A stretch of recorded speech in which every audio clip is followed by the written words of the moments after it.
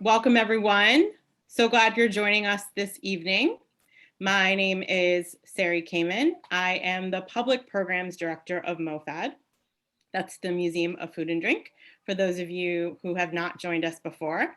We are normally a physical museum with exhibitions based in New York, but since March, we have been a virtual museum, obviously because of the pandemic. Like most cultural institutions, our doors have been closed. So we've been doing lots of online programs. So we are really, really excited to be with you tonight. And we're so happy that we're still finding ways to do programs and connect with all of you. And like we were talking about before you joined, find ways to have programs with people from all over the country that we normally wouldn't be able to congregate with in New York City. So it's very, very exciting tonight to have the panelists with us who are all part of putting together the spectacular new collection of Best American Food Writing 2020. Just a couple little housekeeping things. There you go. Thank you, Dr. Greenlee. Just a couple things. I just want to let you know we are recording this program tonight, which is another reason I ask that you just kindly keep your cameras off and your microphones off, just so there's no kind of ambient noise that happens. Let's see, there will be a Q&A at the end of the program, and we're going to use the chat box. If you look at the bottom of your Zoom screen, there's a little chat icon bubble thing. So I'll open that up at the end of the conversation after Sylvia and Kenji lead this in about 45 minutes. And you can type your questions there. So if something comes up before then, you can just write it down or make a mental note of it. And we'll have time to do that. And that's about it. I want the panelists to all introduce themselves tonight. I think someone has their microphone on, so just make sure before we get started that you just keep yours off. Thank you. So let's kick it off with, to my left in the lovely yellow room is Dr. Cynthia Greenlee. Okay. Hi, I'm Dr. Cynthia Greenlee. I'm a historian, journalist, and essayist. I'm coming to you from Durham, North Carolina, and I'm super happy to be with you tonight, see some friends out here. I'm super happy to have a piece in this volume. It's called A Real Hot Mess, which is about Black Southern women using grits as a weapon. And while I don't necessarily define myself as a food writer, and we can talk about why later. Last week I joined The Counter, which is a investigative journalism food publication that I hope you'll all follow if you haven't already. That's thecounter.org, thecounter.org. Thank you. Charlotte. Hi, I'm Charlotte Druckman. I am an author, journalist, food writer, hyphenation, whatever person in New York City. And I'm also really proud to have my work in this book. I was completely surprised and unexpected. It's about why we pay so much for really expensive ice cream and whether or not we should. Great. Kenji.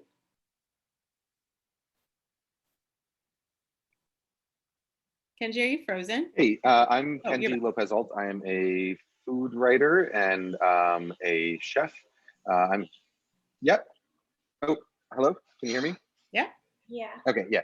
I'm a food writer and a chef. I'm here right now actually at my restaurant, Worst Hall in San Mateo, and I'm the guest editor of this year's Best American Food Writing. Great. And I'm going to leave you with Sylvia, who is the editor of this book collection, and she's going to kick off the panel tonight. So everyone enjoy, and I'll see you in a little bit for Q&A. Hi guys, my name is Sylvia Killingsworth. I am an editor.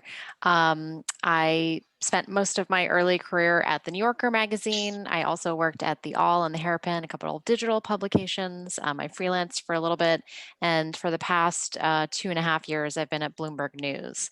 And I've been involved with the Houghton Mifflin Best American Food Writing for the past 3 years. I'm really excited to be here tonight with these lovely panelists. And so I wanted to start with this idea of the sort of subtitle of this panel is Beyond the Plate. this is sort of, you could take this as literally or as figuratively as you want, because I think these discussions, when we talk about food, we talk about so many other things besides food. We talk about culture, we talk about people, but sometimes we literally talk about food.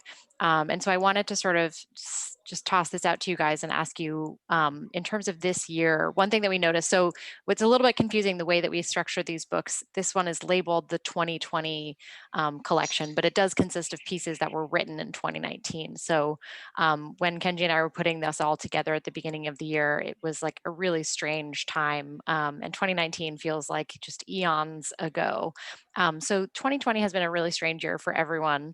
And I'm wondering how you guys have been relating to, whether it's food or restaurants or writing, how have things changed for you this year beyond the plate?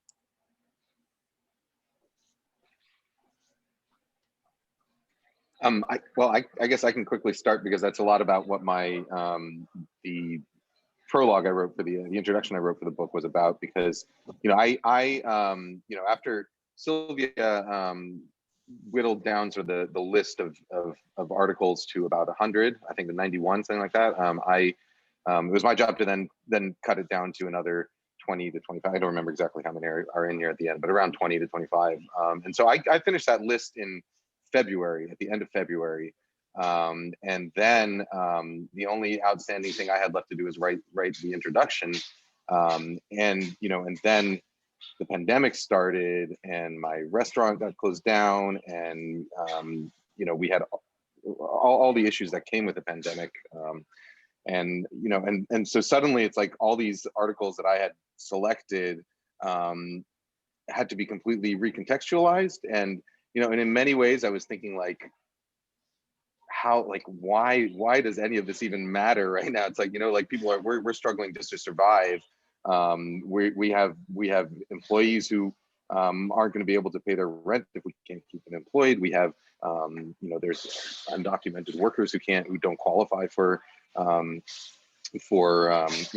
the stimulus package, and all these things that just seems to make food writing and even restaurants seem completely irrelevant. But then what I realized was, well, the thing that we're really giving up during this pandemic, and obviously there's a lot we're giving up, but one of the big things we're giving up is our social spaces and our ability to interact with each other outside of our homes and outside of work.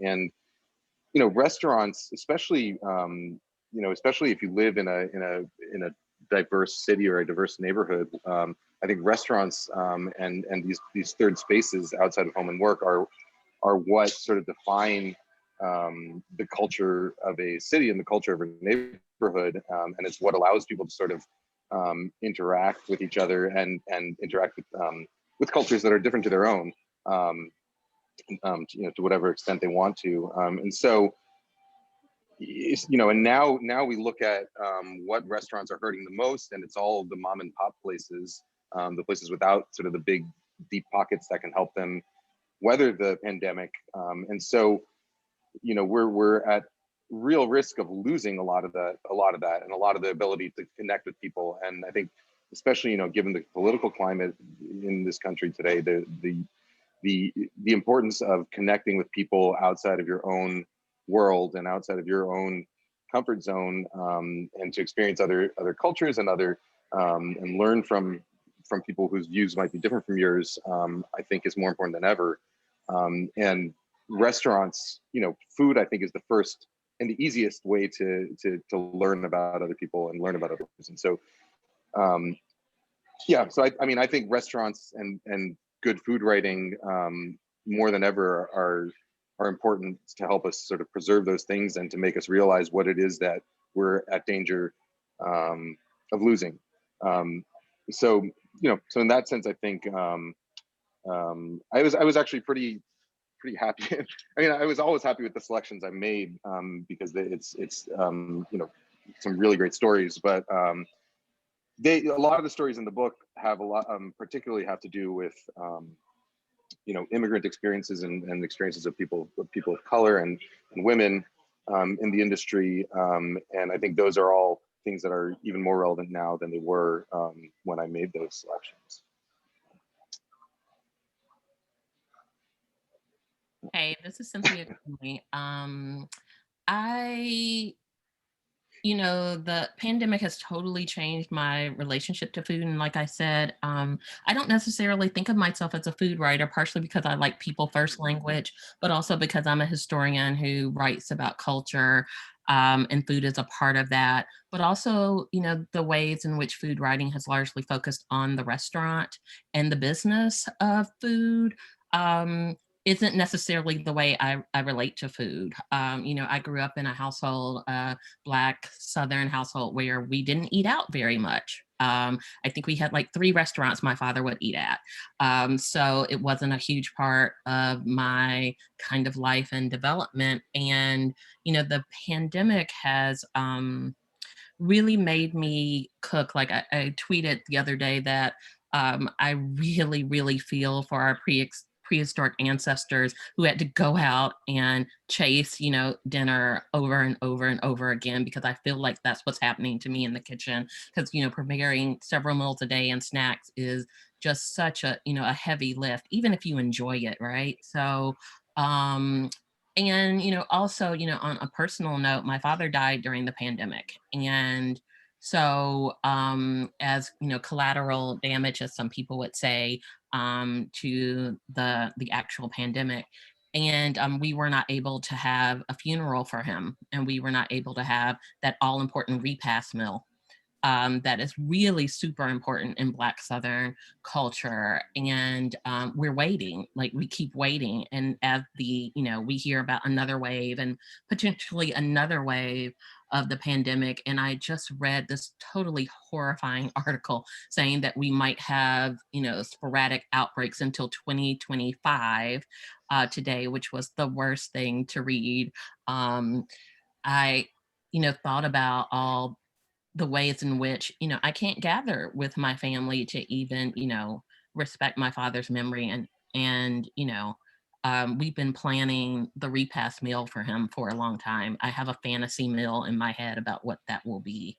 But it's also, made me grow closer to people who I wanted to be closer to, like to be really intentional about the people that are in my social sphere, and to make my use of social media truly more social in a generative way, right? Not in the ugly, like combative kind of Twitter politics kind of way. And it finally made me clean off my porch, right? And have some seats. And so that's what's good, right? I'm living up to my Southern heritage by like having a welcoming porch. And so I had to get my steps redone so people would not break their ankles when they came to my porch. So yeah, I'm still, figuring out what the pandemic means to me. And, but I'm still figuring out every day, what food means to me. Mm-hmm. Yeah. I feel that I have definitely, I think everyone has gone through at least 3 or 4 cycles of like, oh, it's so exciting. We're home all the time. Like, I'm going to finally cook dried beans and like soak them all day, or, make bread or whatever. And then like, you're like, oh my God, cooking for every meal is so exhausting. There's whole cycles worth of, realism and sort of, oh gosh, remember when we could just order out or go out if we wanted to, if we just didn't feel like cooking. Or eat cereal. Like cereal is the best. Any meal. Could you share with us what that meal you have planned? The repast. Yeah, I want to hear about it. So really, like if we were going to do a meal that really recognizes what my father would want to eat, he would want to have a North Carolina hot dog. Okay, North Carolina hot dogs, regional hot dogs. But so a North Carolina hot dog, there's nothing extraordinary about the bun. You can do a different, hot dog. It could be beef, it could be, pork or some mix thereof, but it has to have chili, no beans, right? It needs to have slaw, creamy slaw, not vinegar based, okay? It needs to have relish, and it needs to have raw diced onion and ketchup and mustard, and it needs to be a little squishy. I see Nancy McDermott on here, so Nancy, you may disagree with me, but the North Carolina hot dog, that's essentially what it is, the hot dog all the way. Chili, slaw, relish, onion, yellow mustard, not like fancy Dijon, not brown, not stone ground. Branches, that yellow. Yes, yellow, like that's the one. And ketchup. But my mother actually would like there to be a different meal, a slightly more dignified like meal that you couldn't get in a gas station. So we go back, but we That's think it'd be a amazing. hot dog cookout. Yeah, a little bit of both. Charlotte, how about you? Well, I don't know. I guess to go back to Cynthia's just idea of food writing, what I think about food writing because of the pandemic. I think, it had already, I was frustrated with so-called food writing before the pandemic for a lot of reasons. One of which is that the fact that it has to be called food writing in the first place is probably something that we need to unpack. I mean, honestly, like we don't need to do this right now, but it's like, why do I have to say that I'm a journalist and a food writer, right? Why is there this sort of siloing of food writing as though it's somehow lesser? And I have a lot of thoughts about that, but it's bothered me that, when you say that we've been more focused on restaurants, right? We've been more focused on the businesses. But the thing is, we've always been focused on them in this aspirational way. I think so much of food writing has really been aspirational. And even just, the fact that we're all sitting here being like, oh my God, I'm so sick of cooking 3 meals. This sucks, and then food writing doesn't reflect that. And we're the ones who are supposed to be creating that. And are we tapping into the reality of, and imagine you're not a food writer, so you don't have like this cupboard of ridiculous condiments, and you don't have the interest, and you don't have the knowledge. And it's like, do you have to do that 3 meals a day, often for your kids? And I don't know, there seems to be kind of a disconnect still with that. But on the other, more positive side, we weren't covering with restaurants, for example, the labor. We completely pretended the labor didn't exist. And again, this is very much, to me, parallels the difference between journalism and food writing. If you want to read about the real business and operations of restaurants and who works there and what's happening to them, you're going to have to go read a business article. You are not going to find that in a food article. One of the positive things I've noticed about the pandemic is that has started to change. I think food writers have been forced to realize that is the story. I mean, that's the story, right? I mean, it's about not just what's happening to restaurants, but the people who are working at those restaurants, which again goes back to what's on your plate, how did it get there? And why it should cost as much as it does, really. So I'm happy to see that that's happening. And I'm also happy to see that I think you're starting to see a lot more analytical work. And I can just say for my story in the anthology that both of those things are part of it. And I'm excited to see more of that from other writers, and just to see more of that kind of work, and to see food writing becoming kind of incorporated into the umbrella of journalism or into critical theory.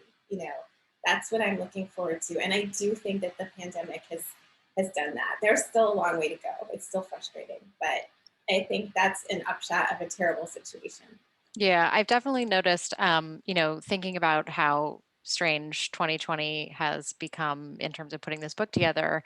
I kind of vacillate between like anxiety and like, oh, it's going to be okay about like putting the book together for next year, because the pieces this year are really different, and a lot of them are, some of the pieces on my list. So the way we put this book together, I collect, a huge long spreadsheet of like several hundred, probably like 300 or 400 stories throughout the course of the year, which I try to whittle down to about 100, which I would then pass off in this case to Kenji, who whittled it down to about 25. But in terms of my spreadsheet now, that sort of working list, I have a lot of pieces about, how bad this has been for restaurants, how bad this has been for businesses, how bad this has been for people who are going hungry.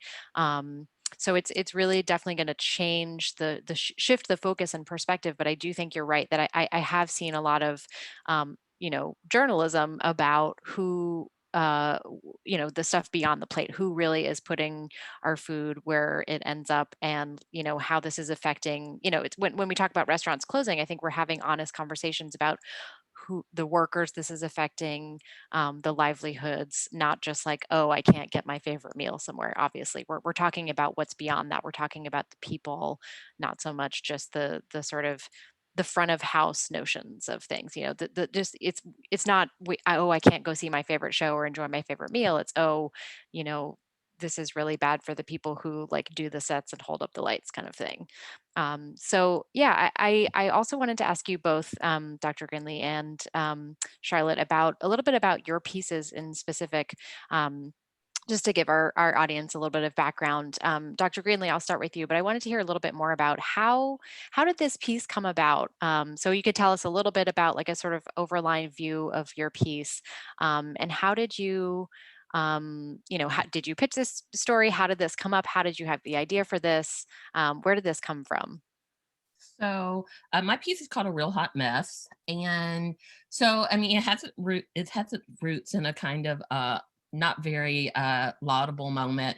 So the piece is about Black women who throw sticky hot grits on lovers or male partners or somebody who's done them wrong. And it was actually published on Valentine's Day, 2019, because I had a little aspiration that I wanted to write an untraditional Valentine's Day story. And this one came to me in I have to admit, a fit of anger with my partner. And I had a moment where like I envisioned myself throwing grits on him. This moment lasted about 3 seconds. I wasn't going to do it, of course. But then I started thinking, I was like, why did I think this? Why was this option available for me in my brain? And I started thinking about the cultural text that I knew, so that I had seen references to this in movies, and I'd heard the story about Al Green getting third-degree burns in his house. And so I'm a legal historian, so I couldn't stop thinking about it. And I was like, well, let's look in the legal archive. And I started looking for cases in Pacer, which is a legal database, and in Lexis. So were you literally searching grits in Pacer? I was literally searching grits tossing, grits throwing, grits burns, like all of those things. Also hot grease, hot oil, and to see there were more grits ones than hot grease, hot oil. And so I just kind of got obsessed with this as historical phenomenon. And, you know, because I also wanted to talk about something on Valentine's Day that was about relationships that were distinctly unromantic, and also, you know, thinking about intimate partner violence in a different way. And because the story about Al Green, you know, it's a punchline, and for people that, you know, you get Al Green to suburb, right? And I always was a little uneasy with that. And so I wanted to, you know, look and talk about this and kind of walk the line between talking about something that some people think is funny and is also, you know, very painful and tragic. And so, and there was a little bit of a methodology to the piece as well. So I'm a scholar and journalist, and, you know, I planned out this piece in a somewhat scientific-ish way. Like, I was like, I want these types of sources. I had a database with all the legal cases. I did searches around cultural texts that I knew were really important. And I also decided for myself that I wanted to do an experiment where I was going to try to write a article about something in Southern Black culture with absolutely no white sources. Okay, I failed in that. There's one white source in the story, but I thought about, you know, the real imperative for me to tell what I saw as a Black Southern woman story. And to do that using, you know, our words and our text. And I wanted to also use vernacular English, and, you know, intersperse that with the kind of academic analysis. And it kind of went viral. So I pitched it to Vice, and to the great editor Rupa, who was there. Oh, we might have just lost your audio. Unless it's just me. No. All right, let's see. Give it another shot and see if you can mute or unmute. Okay. Oh, yep, there you are. Okay, can you hear me? Yeah.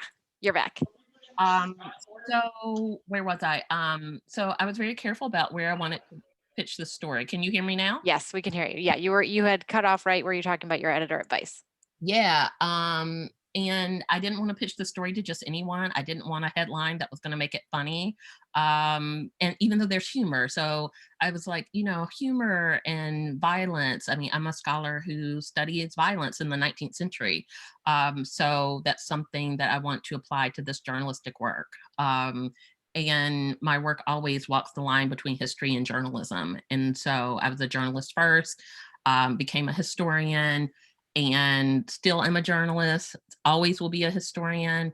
And so I wanted somebody who would take this piece seriously and not try to force it into being one thing or the other, because it's a distinctly hybrid piece that is like partially my voice. And there's me, there's first person in there, there's third person, there's you. And I did that really intentionally because I wanted particularly Black readers, even in a white publication, to feel that I was speaking to them. And I think that's what made this piece resonate with so many people. It was great. Fantastic stuff. Thank you. Charlotte, how about you? I think Tell us also about. to. Oh yeah. Go ahead. Oh, Kendra. sorry.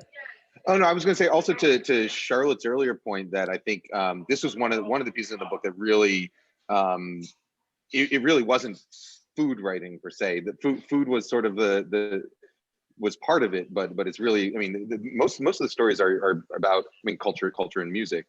So yeah, I think it really goes to Charlotte's point that I think a lot of the best food writing now should not really be called food writing. I also wanted to say that I found it a little regarding your point about citing only Black sources. I found it ironic that if you read the article on Vice's website, the video that's embedded with it is Wiley Dufresne's shrimp grits recipe, which is about the whitest grits you can get. I have noticed this much to my chagrin, that, undermining the purpose of the article, which wasn't visible, but nevertheless, it makes me grit my teeth. Pun not intended. It's so telling. Can't escape it. Yeah, but I think Kenji makes a great point, which is that this, this is really emblematic of this, as I said, this is the third year of doing this book, and I'm really trying to like stretch and expand the definition of food writing, while including, the book does contain, there are restaurant reviews, which is a very literal and traditional form of food writing. But we also have, your historical cultural analysis of something that technically involves food, but is really like much bigger than that. So I'm grateful to you for writing the piece, and I'm so glad it's in the collection. So let's go to Charlotte. I want to talk about ice cream. Tell us a little bit about how your ice cream obsession came about and how it turned into the piece that it became. Well, the ice cream obsession starts with me as a child. It goes back really, really far. And I get it from my mom, who, when my dad was on business trips, would have in private, she would like close the kitchen door. She'd have these make your own sundae, but like extreme. She would take out she had all of these different ice creams in the freezer, like multiple pints of different flavors. She would put them on the radiator. Don't do that. She didn't have a microwave, but she would put it on the radiator to thaw, and then she would heat up all of these like baked goods that she had, and she would just like make this huge, she'd like throw in peanut butter. I don't even know. It was, things became indistinguishable. But she would make these huge ice cream piles. And so I grew up in a household where there was love of ice cream, and I love it. I think gelato is probably like the world's most perfect food. And I had done a story, it was originally actually going to go somewhere else, and in order for it to go there, it had to be very short and very sort of, I don't know, just kind of a straight up profile of a gelato maker in New York City named Meredith Kurtzman, who worked at Otto and was in her 60s and was beloved by everyone within the food industry, but was basically like almost broke, had no work, had tried to retire, could not retire, had to go back to work, was living in her small rent-controlled apartment where, as she said, her dream was one day just to have an actual bathroom. The bathroom was like part of the kitchen. And so for me, I wanted that story not just to be about her skill as a pastry chef, or even to talk about how gelato gets made, but also to make sure that it was clear what her life was like and the sort of dichotomy between her talent and what she makes, and then what the reality of her life is. So I ended up taking that story and giving it to Eater, to Matt Buchanan at Eater, because there was room for it to be the story that I wanted it to be. And after that, it was the first time I worked with Matt. I really loved working with him. And afterwards, we would have follow-up conversations just about like stuff. And he was like, you know, I have this ice cream story and I'm really pissed. It's like, I want someone to write a story about the cost of ice cream and sort of to look at how, you know, how you can look at culture, you can look at history by how the price of a thing has changed. Like Coca-Cola is a really good example, right? It's not just about inflation. It's also just about this idea of how much something is worth, you know, and not just monetarily, but like it's cultural worth. It's like cultural inflation. Yeah. Yeah. And he was like, why is ice cream so expensive? We didn't really get into it. It was just this basic question of why has it gotten so expensive? And what does that mean? Right.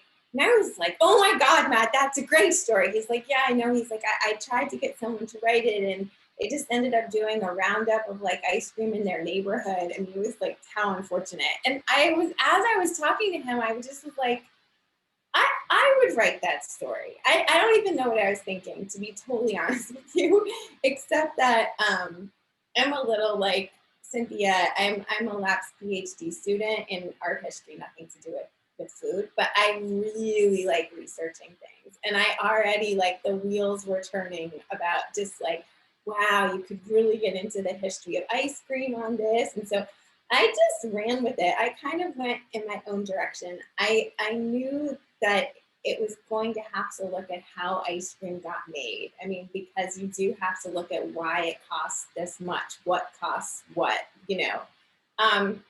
But then I was also really interested in how marketing works, because I think that's such a huge part of the story. And again, it's not something that gets talked about, but the whole idea of how this ice cream is branded. Why do we actually think it's better? Is it that it tastes better? Like, what is the story that we're being sold on this super expensive ice cream? And like, how could it be that we live in a country where like ice cream was one of those few things that you could get in any neighborhood, like any neighborhood? An ice cream truck would pull up, and it was just like that one thing, the bright spot in kids' days, right? And now it's like super fancy. It's got like lifestyle goals. It's kind of like, how did we get there? But that's the American story, right? Of like the last 50 years, I feel like. So I really wanted to get into not just how it was made, but how it was marketed, which again, that's like, you know, where a lot of the money is spent, is on the marketing. And then I thought it was important to have a taste test. And I took that very, very seriously. I wanted it to be like a controlled experiment. It was really hard because you had to try and get ice cream that was being shipped to arrive all on the same day. So it would have spent the same amount of time in the freezer. Like, it was a whole thing. I came up with these like questionnaires to fill out where everything had been very well organized. And I invited a group of mostly pastry chefs who make ice cream, a few food writers, and my mom, because who else better to judge, to do the taste test. And my expectation for the taste test was that we would actually have some, you know, some clear winners, that there would be something to report after sort of questioning the rest, because the article really questions whether or not this stuff is worth it. And I hope you walk away still kind of not being sure, or realizing that it's all in your head, but that's also fine. Which again, welcome to America. But anyway, yeah, the thing about the taste test was that everyone kind of thought the really expensive ice cream wasn't good, and they thought all of it wasn't good. So there was no, it was like, you know, I worked so hard to have this official taste test, and it was just like the hilarity of people just being like, wow, all of this vanilla ice cream sucks. I mean, and I had thrown in some Haagen-Dazs and Ben & Jerry's, which you see in the story, because I wanted there to be sort of a level, you know, a kind of barometer of like, okay, so then, but how does it compare to the stuff that used to be luxury and is now not at all luxury, right? And those Haagen-Dazs and Ben & Jerry's consistently did better, I would say, than all the really expensive stuff. So that became this other part of the story, which was, you know, and then of course at the end, because I obviously became increasingly more passionate about it and increasingly more frustrated, you end up realizing that you have so much respect for these ice cream makers, because even if you think some of the like storytelling behind it is ridiculous, or even if you think that they're fighting an uphill battle to improve ice cream that they're actually never going to win, there is so much care being put into those products, just in like the thinking behind it, the amount of work they're doing. I mean, that part of it is actually real. So it was this thing of, it's like, well, you're going to write this story, you're going to have to tell the truth, and you spent all this time with these people learning about their ice cream, and it's not going to turn out that well for them.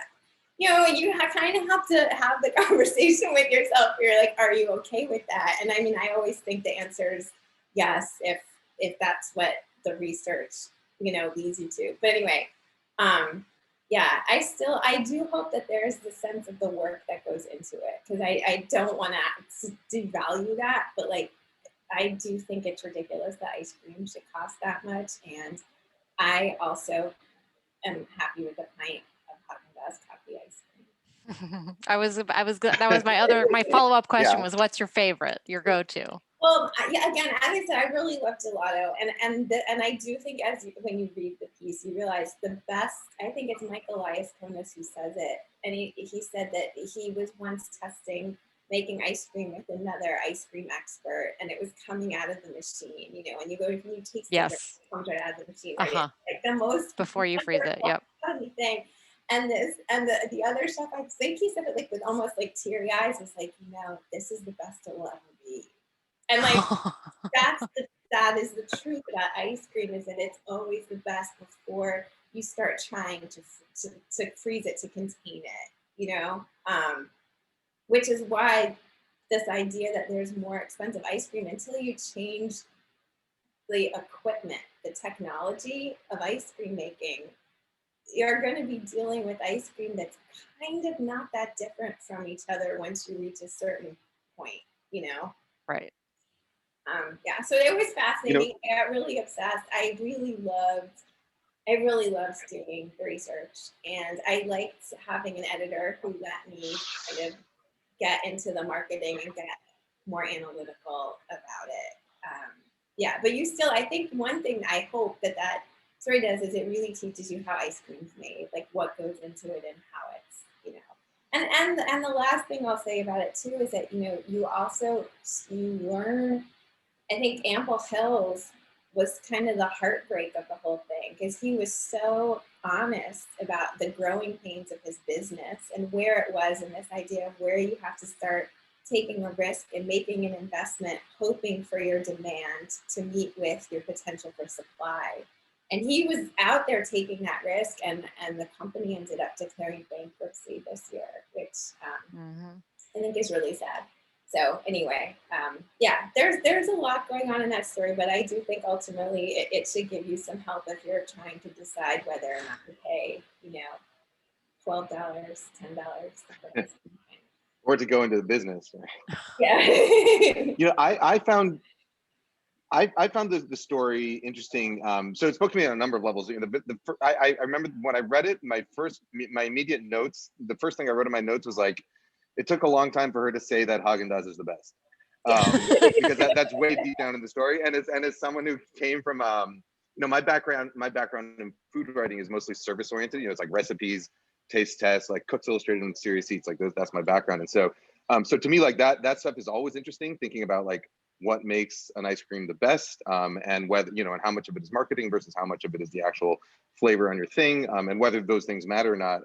But it also was particularly interesting to me because so in 2009, or in the mid 2000s, I had a friend who went to Harvard Business School, and then he also had another friend that he went to college with who was starting an ice cream business in Brooklyn.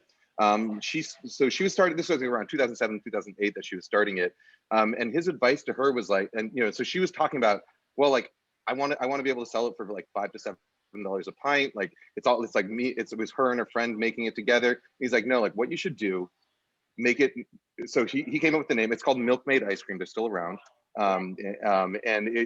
His idea was, what you should do is you should make it this service where people can subscribe to it, pay $50 a month, and you drop off a pint of ice cream to their doorstep twice a month.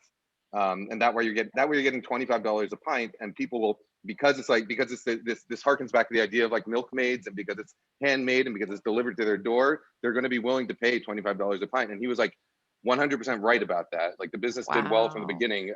And she admittedly, like later on, was like, she didn't even know how to make ice cream. And so afterwards, once the business started expanding more, she went and took classes on how to make ice cream so that she could keep up with the demand. And now they have a different model now, but I found it super interesting.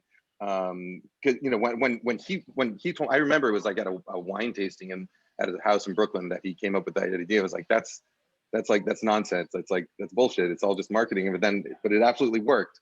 And so I found, you know, reading your piece like 12 years later about how, you know, the marketing of ice cream has just become crazy. But also knowing like the other side of it, that, you know, well, for me, like as a restaurant owner, it's like when we started our business, which is a sausage house, right? It's like there's all these trade-offs. So it's like, well, industrial machinery honestly makes better sausages than hand making them does, because there's certain things that happen with scale that you can't really replicate in small batches. And so you know, and so then the question becomes like, all right, do we want to like outsource our sausage to someone, or do we want to make it in-house? Like how much of that is going to be a quality issue, controlling the quality of ingredients versus like being able to tell the story that our sausage is made in-house? You know, there's all these different factors that come into it.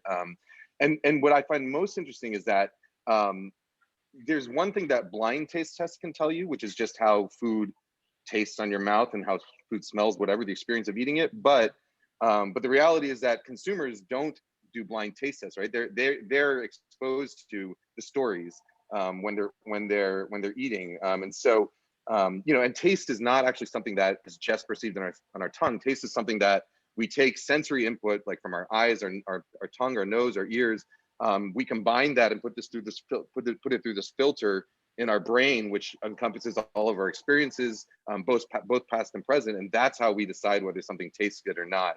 And so when you do a blind taste test, like you're taking that filter away, so that can give you one piece of information, but it's actually not the most useful piece of information, because nobody exists without that filter in place, right? And the mind is, I think, you know, a lot more powerful in terms of controlling how we perceive taste than our tongue or our nose or any other sort of outward facing sense.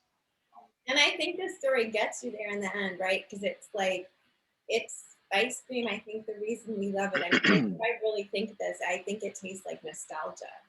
And I think that when you eat ice cream, it's like you're almost trying to get to a place, you know, a sort of like a psychological place. And it doesn't matter. It doesn't matter which ice cream it is that gets you there. If it gets you there, that's your ice cream, you know? So all of this stuff, it's like you want something from ice cream, so you go in with an expectation. If the ice cream delivers it, you're gonna think it's a good ice cream. And that's okay. But I also feel like, you know, if we're talking about like food writers and service journalism and what our job is, I do think like it should be a normal thing to write a story questioning something's value. You know, like I feel like we should have more of that stuff, you know, whether it's sausage or whether it's ice cream. I mean, we shouldn't just be telling people that things exist. I think we should be looking at whether or not they're worth it. Yeah. You know? Right. Or we should be thinking about whether or not the forms of food writing are worth it and like how they change. Like, what do restaurant reviews do? Not just Mhm. even like in this pandemic moment and the post-pandemic moment. I mean, are restaurant do restaurant critics still have the power to close or make a restaurant? Like, what will critics power look like after this? Will it be reinforced? Will it be compounded? Will it be lessened? I mean, and how are people going to even relate to food criticism? Absolutely. I think Sarah is on to tell us that the It's Q&A also, portion is oh, going to sorry. start soon. Oh, no, go ahead, Kenji. I was just going to give us the sort of 2-minute warning Oh, here, then we should switch over to Q&As. Yeah. I was just going to quickly say that I think another question that came up a lot in this collection and in food writing in general recently is who has that power to decide that something is good or bad or something is worth it or not? Like, who is the one doing the writing? Who's the one making those decisions, and who are the people that they're writing for? I think that's a theme that came up a lot in the 2019 articles, and I'm sure will come up even more in next year's collection. Yeah, definitely. I think this will sort of cut into one of the first questions that I saw, if you don't mind, Sarah. I just want to dip into this. So one of the first questions we have is from Danielle Laprise, who's asking, what are some of the more surprising and lesser known publications where some of the best work you've read have been published? And one of the things I wanted to sort of say about that is that, like, this being the third year of this volume, I'm constantly trying to expand like my appetite for places where I search for writing. If we don't need to call it food writing, it's writing.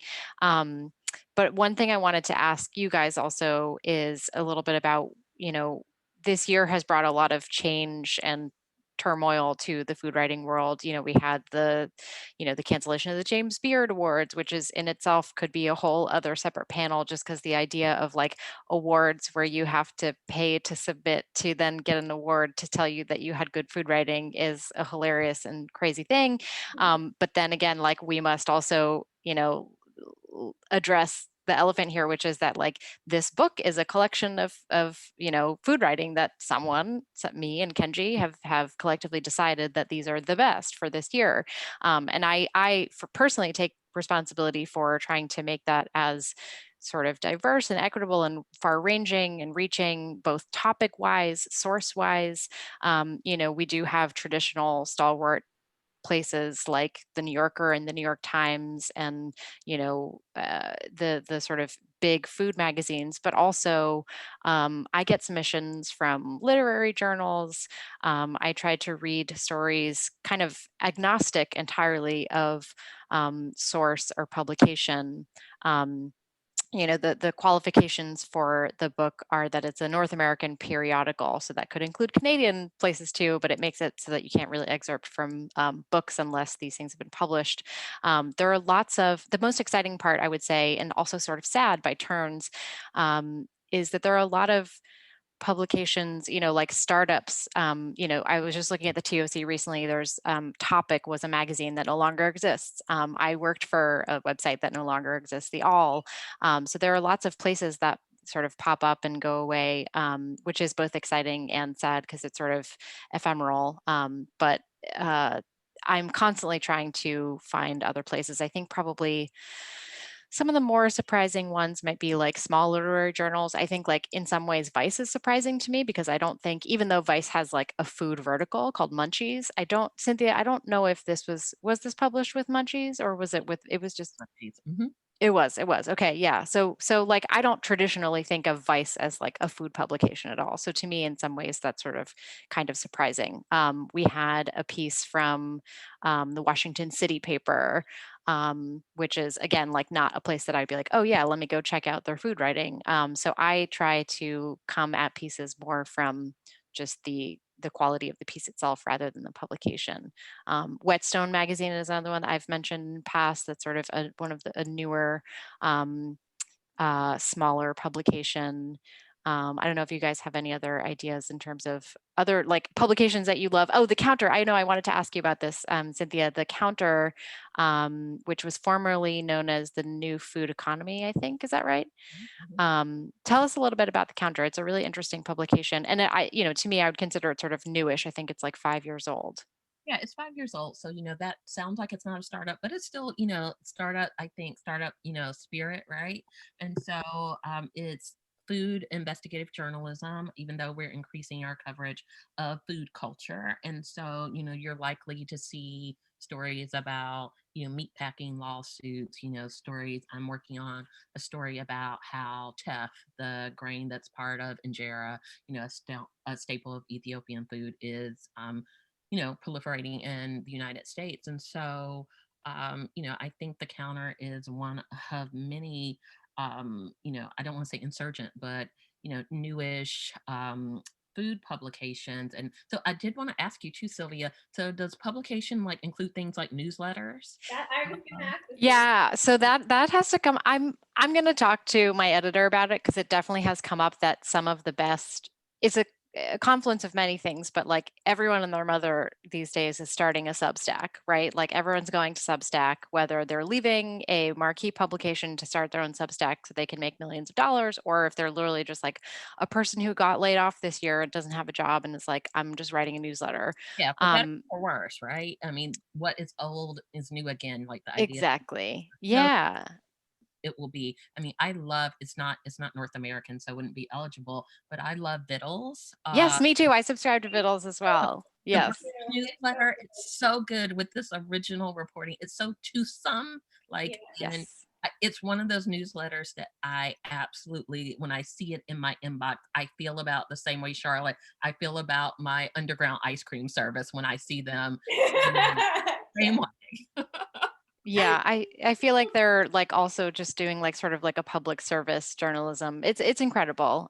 So newsletters are like absolutely on my radar, and like I don't know if they count as a periodical, and I'm gonna find out. But yeah, some of the best, but also unfiltered and like unedited writing is going on in newsletters for sure. So yeah, they exist and they're great. I just wanted to say about this particular anthology, and not because my work was included in it, but I'm someone, I have a problem with most anthologies because I think they feel really institutional, and there is this sense that there's some like all-knowing being or collective being that chose these things, and it's like, who are they and why? What does it even mean that they chose it? And I like this collection because I like that there's a different person doing it each year. So you understand going in that you're seeing it through a filter. Like we're seeing what Kenji thinks was the best of food writing in 2019 instead of this almost arbitrary seeming like here's the best food, like right. In some ways, like the filter is the point, right? Yeah, like yeah. For me, I feel like, okay, that's cool. That's like, this has already been declared subjective. So if you disagree, you at least understand where it was coming from. You can see a point of view. And I really like that. So I just wanted to say that as we're all here talking about the book. That's actually what made this job doable for me, because when Sylvia first asked me to do it and I agreed, like then I wanted this mode of like, oh shit, this is a lot of responsibility.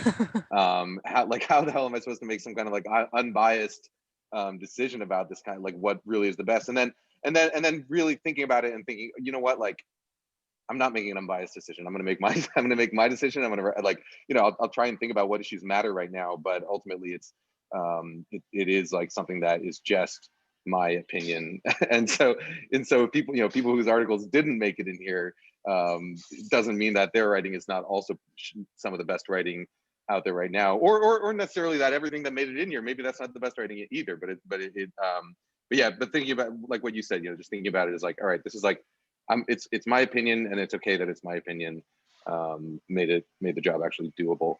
Right, and it's a snapshot in time, right? So I'm looking at this question over here from Raymond about food service workers being getting into food media. And I'm wondering like how often it is that food service workers are part of anthologies like this. But his question is specifically about telling what do you say to a food service worker who wants to get into writing, but feels that they're just a cook or not good enough? I feel like this is a great one for Kenji. Yeah. What do you say? Well, yeah. So there are a couple of pieces in here, at least one, about that were written by food workers. I think it's really as far as getting into writing. I mean, I think it's the same advice to give anyone who's trying to get into writing, which is that you just it's a craft that you have to practice, just like anything else, just like cooking. You got to do it a lot, and a lot of it is luck. You have to find your voice, which is not something that everybody does, but you get there by if you're ever going to find your voice, you do it by just practicing a lot and writing a lot. I do think that the reason I included Kwame's piece about his experiences in per se, as a restaurant owner and someone who started in the industry, started as a cook and then shifted into food writing, I started cooking in restaurants 20 years ago, and in those 20 years things have changed a lot, but at the same time things are largely the same. There's still this culture of abuse and toxic behavior and machismo that I think hurts a lot of restaurants and definitely hurts a lot of restaurant workers. That I'm in recent years I've seen it being written more about, and so I very consciously wanted to include stories about that in this collection. As a restaurant worker, I think now is a better time than ever to try and get your voice out there and talk about your experience, because it seems like people are finally actually paying attention to it. Whereas food writing about restaurants in the past, it used to be a lot about, well, what's on the plate in front of me. It doesn't matter how it got here. It's what is the experience of the diner. And I think the question a lot of people are asking now, or should be asking, is, well, like, what are the conditions of the workers what conditions exist for the workers that are required to get this food to me? It's like, so if I can have this 27 course tasting menu where every dish is perfect, is that idea of perfection worth the abuse of the people in the kitchen staff, or worth having half the people in the kitchen be unpaid stages, who are doing 6-month unpaid internships, and who are the people who are even able to do those 6-month unpaid internships? And so, in the same way that people should ask about, what are the conditions in the factories that make our phones or make our sneakers, I think people should be asking, what are the conditions what are the conditions that are allowing this food to be made, and ultimately, is the food worth it? Is it worth what's going on in there to bring you this kind of stuff on the plate? And so, there are a number of stories about that, but I think as someone, if you're in the service industry and you want to get into writing, you probably have stories to be told, and from there, once you have a story to tell, writing is just a matter of practicing. And I mean, you're all writers, so you can tell me if you disagree with that, but I think it's a matter of just practicing and just really focusing and writing a lot every day until you discover what your voice is. It's so important. I'm just thinking about what restaurant criticism is and how restaurant criticism doesn't take that into account. So a restaurant review will be like, my meal at per se was flawless, I'm giving it 4 stars, or or it sucked because it was inconsistent and my fish was mushy and whatever. And this idea that restaurant critics could take into account what was going on the other side, I mean, wouldn't that be tremendous? And I think we're sort of starting to see it a little bit just in terms of which restaurants are getting written about. And then, but I think I would love for that to be part of a restaurant review, because that's going to change my experience as a diner. If I know what's going on back there and I know it's bad, that's not going to make me feel good about eating at that restaurant. And that's very much part of my experience as a diner. And again, goes back to this idea of, well, is it worth it? Is it worth it to me to pay this much for this food, no matter how delicious it is, knowing what's going on back there? So it would be great to have more restaurant workers writing and putting that out there, even if it somehow balances out what restaurant reviews look like, or even if it sends a flare to a restaurant critic. I mean, there are these things that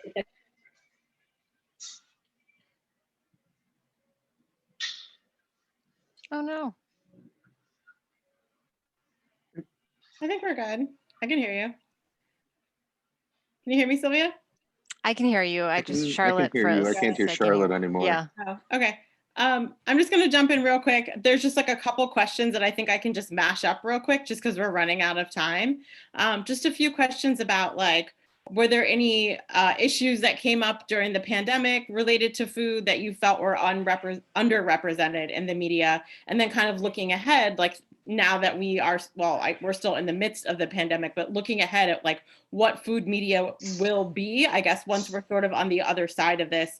How has the pandemic kind of changed what stories, trends, kinds of things you think food writers will be more focused about thinking about when they're writing? Maybe all of you could speak to that. So like anything you see kind of being underrepresented now, and then what do you expect or anticipate you'll see a lot of stories about in the future? Kenji, you want to start? Yeah, so I think, you know, things that are underrepresented, and certainly we're underrepresented in food writing up until this year, and maybe that's changing a little bit, but the immigrant experience, and the experience of the actual people doing the work in the kitchen, and what it means to, particularly like, well, I'm in the Bay Area, like particularly in a city like San Francisco or San Mateo where I am, it's like, what people come to expect of their restaurants and the prices they're willing to pay, and the disconnect between what someone is willing to pay for a hamburger and the cost of living in these places, and what that means to both restaurant owners, but particularly to the staff at the restaurant. And, you know, it's like, one of the things that as a restaurant owner, like that kills me all the time, it's like, we live in a city where the cost of living has gone up, say like fivefold in the last 10 years, but the cost of a hamburger has only doubled, right? And it's like, and then people still complain. It's like, all right, so we have like a $16 hamburger, and people complain about a $16 hamburger, but it's like, you know, if you want to really put your money where your mouth is, and you want restaurant workers to be paid full living wages so that they only need one job, and to have health insurance, and to be able to live in the city where they work, like that hamburger should be costing you $30 to $40. You know, it's not. It's so. And I don't think there's a simple solution to that. I don't think it's as simple as telling people, hey, you're being cheap, and I don't think it's putting the blame on restaurant owners. I think it's a much deeper societal problem, problems with capitalism, and problems with the bigger issues we have in this country, like universal healthcare and universal basic income, the way we our immigration policy, the way we expect work out of undocumented workers, but then don't offer them the same social benefits that full citizens have. All these issues that I think are much bigger than I can personally fathom or wrap my head around, and definitely more than I can explain at this time. But those are all issues that I think really the pandemic is definitely going to shine a light on, because those are the people who are getting hit the hardest by it. Restaurant owners are suffering, but it's the workers are suffering a lot more than the owners are. Yeah. If I can draft, oh, good, Charlotte. Sorry. If I can draft off Kenji's answer, I will just say really quickly that one thing I'm thinking about, this is very specific, but today, Bill de Blasio announced in New York City that their schools will be shut down as of tomorrow. And there's a lot of conversation online. Obviously, a lot of parents are very upset with it, about it, giving less than 24 hours notice. But there's also a lot of conversation about the teachers unions and how vocal and how strong they've been in these negotiations. That 3% threshold of a 7-day average for testing positivity rate is really something that's agreed upon with the teachers unions. And a lot of people have been talking about, what if restaurant workers and service workers had as strong representation as teachers. And that's something that I'm really interested in. You know, a lot of people are saying, you know, it's really ridiculous that our kids can't go to school, but people can still go to bars until 10 p.m. So there's a real disconnect there. And I do think that is not ultimately, but a really big, very much a labor question.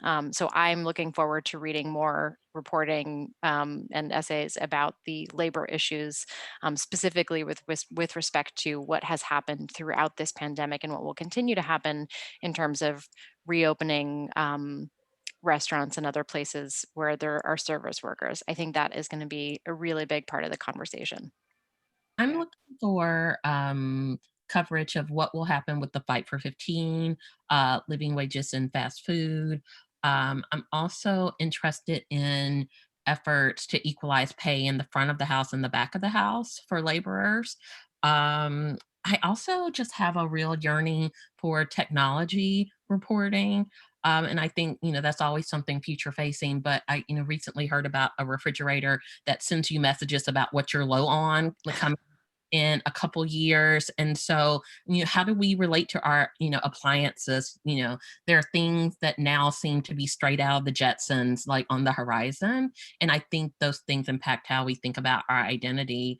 And, you know, thinking about identity, you know, we are, you know, not out of the Black Lives Matter moment, but we're seeing, you know, more Black authorship and editorship. You know, we see a Black author at, and there's my mother calling me right now, as she always does when I'm on something. So you would think I would learn how to mute my phone. But we see Black editors coming at places where we haven't seen them before, more Black writers, Latinx writers, Asian American, mostly freelance though, not so much on staff at publications and publishing houses.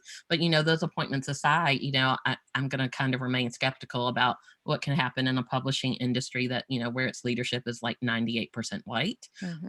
And that said, you know, I'm hoping for a day somewhere on the horizon, which will not be very close to us, where writers of color can write about their food and their culture, but also have the option not to. Mm-hmm. Yeah. Charlotte, I was asking everyone just to close out a few questions smushed together, which was, are there any pandemic food issues, stories that you've seen that you feel like have been underrepresented through food writing? And what do you expect, you know, once we're sort of out of this moment to, you know, see a lot of, or what kind of stories do you want to see coming out of the pandemic? Well, I feel like you guys covered, for me, the labor issue is just huge. And the risk, the health risk to workers, and the fact that that has to be factored into your reasons for going out. And I mean, this goes to a bigger thing, but I think one of the real challenges for this country seems to have been this idea that this is communal, you know, that every decision you make affects everyone around you, not just your pod, but that all of these decisions we make have ripple effects for other people's health, for their livelihood, for all of those things. And that there is not a dichotomy. I think this has been an issue too, that there's this idea that like economy and saving lives are completely on opposite ends of some pole, that we have to make some choice. And it's actually the opposite. And so I really, really wish that in terms of food writing coverage, that we put those things together so that you're not reading a whole bunch of stories about new restaurants that opened where you can go eat, and then you're not going to read a separate story about how it's really hard for restaurants and workers right now and how they're more at risk. Like those things can't be separate. And so I hope that happens. I also was going to add to what Cynthia said, which is that it's not just that I want to see more diversity in who gets to write. I want to see diversity in the actual content and in how we get to write, even stylistically. I think there's a lot happening, even on the level of language, on the level of structure, on how food writing has become like almost categorical. And if you are, you know, if you're one type of person, you're expected to not just write a certain type of story, but frame it a certain way. Same if you're writing about a certain subject. Like, I think, I mean, it might take a while to get there, but I'd really like to see that broken down and challenged as well. Thank you, Charlotte. I'm going to wrap up on that note because we've gone a little bit over, but thank you all for sticking with us. That was obviously well worth it. And there's clearly so much more we could be discussing. But I really want to congratulate all of you on Best American Food Writing 2020. Sylvia, this is the third year, right? Yes. Kenji, congratulations on guest editing, and Cynthia and Charlotte for being contributors. Thanks to Greenlight Books in Fort Greene, Brooklyn, for being our partner. And if you didn't buy the book yet, I will send everyone an email tomorrow with links to that bookstore, so you can buy it from a local bookstore, or you can buy it from another local bookstore. Doesn't matter, as long as you buy it from a local bookstore. That sounds great. If you have any follow-up questions, you can send them to me in response to the newsletter tomorrow, and I will try and get to them. Sorry we didn't get to everything tonight. Please make sure to sign up for the MOFAD newsletter. We have so many programs. Tomorrow we have one with Burlap and Barrel talking about spices, and we have two sort of Thanksgiving-esque programs next week that really just celebrate Indigenous food sovereignty. So I hope you'll join us for that as well. Thank you, everyone. Please stay safe. Please wear your masks, and we'll see you online soon. Good night, everyone. Thank you. Bye. Thank you. Bye. Bye bye.